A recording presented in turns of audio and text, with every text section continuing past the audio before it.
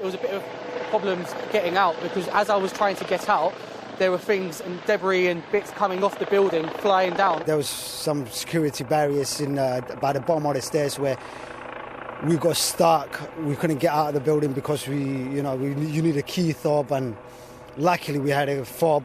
There was no alarm, there was no bell, there was no sense of urgency.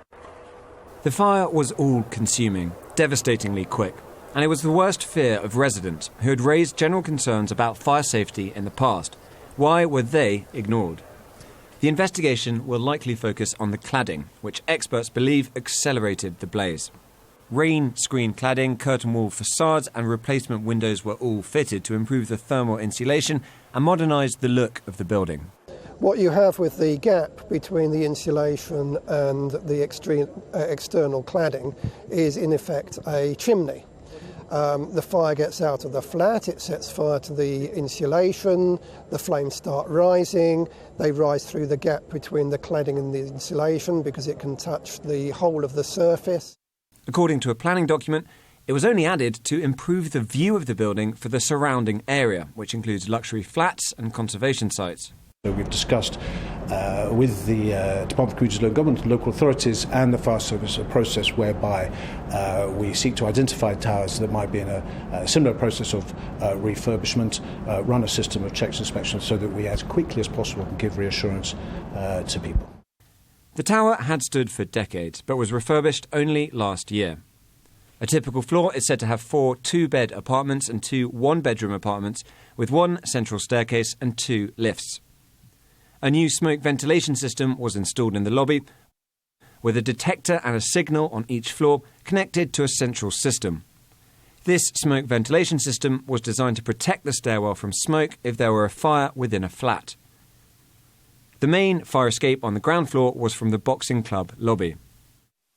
The contractor responsible for the £9.7 million refurbishment was RYDON. Their headquarters are in Kent. We spoke on the phone and we're told we can speak with the director, someone like that. We're not available for interviews at the moment. We have a press statement. The statement said, RYDON completed a refurbishment of the building in the summer of 2016 for the Kensington and Chelsea Tenant Management Organisation on behalf of the council, which met all required building control, fire regulation and health and safety standards.